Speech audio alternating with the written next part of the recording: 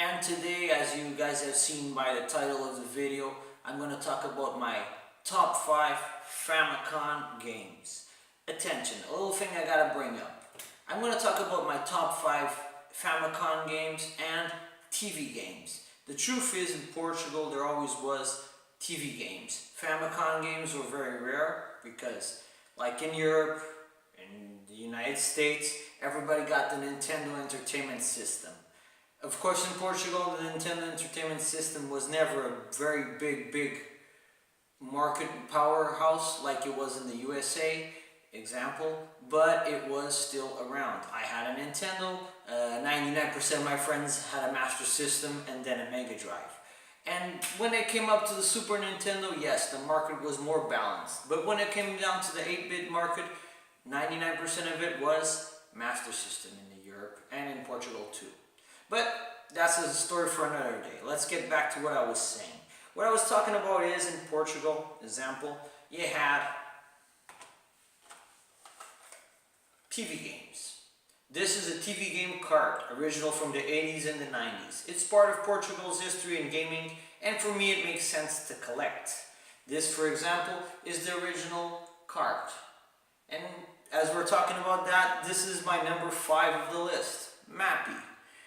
Great simplistic game. I have the TV game card and I have the Famicom card.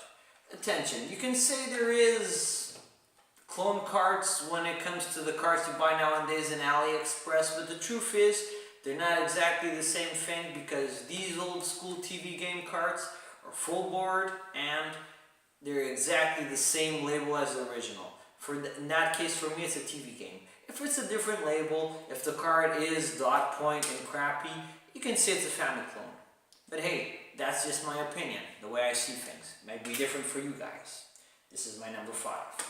Continuing, my number 4 is an RPG, a lot in the style of Zelda, a little bit more action-packed than Zelda, and it is Valkyria Densu by Namco.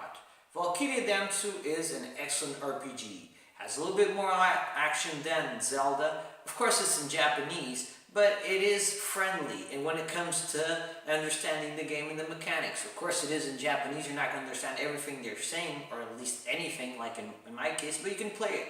You easily get used to it and you start playing it and it's okay. So, this is my number 4.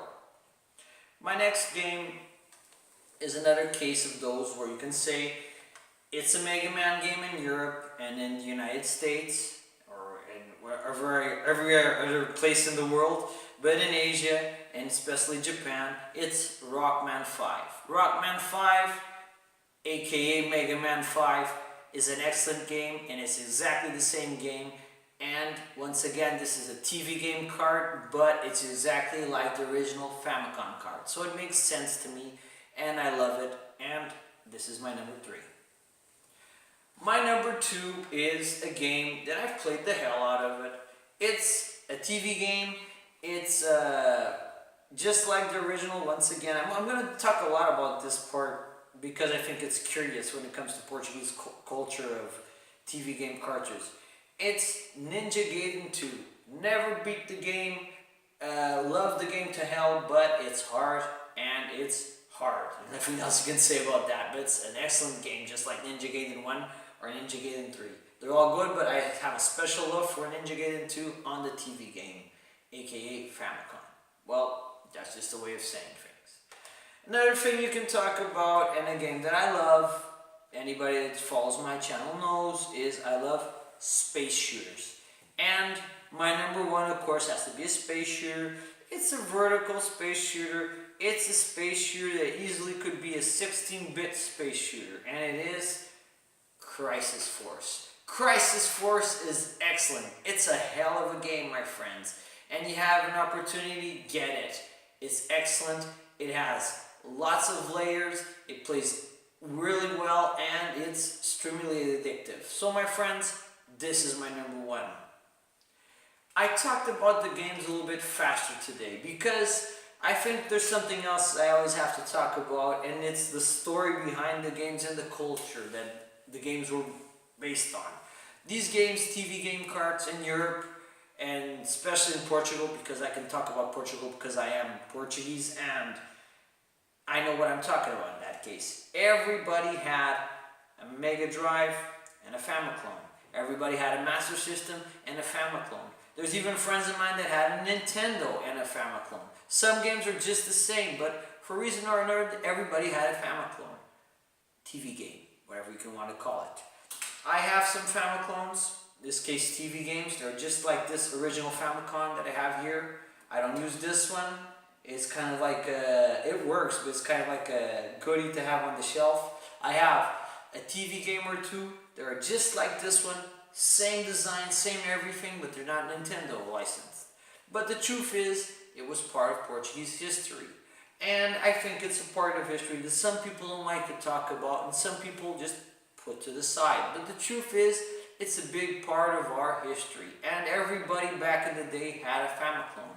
It was a cheap way of playing lots of games without spending lots of money. And for many parents, that seemed very good, of course. So, what's your guys' ideas about these old school clone consoles? I know there's still these clone consoles being made today, but for me, no. If they're the old school originals, yes, it makes sense from the 80s and the 90s. Even when it comes to Mega Drive or Nintendo, I collect those. Mega Drive or Master System. Of course, for Master System, there's not a lot of clone games. But when it comes to those cases, I like to collect everything that's from back in the day, because for me, it's part of history. Do you guys think we should keep collecting these old school pirate games? Or for you guys, it doesn't make sense? That's a question I want to put. So my friends, answer in the comments and I would love to know your opinions. So nothing else to say, my friends, as always, be well.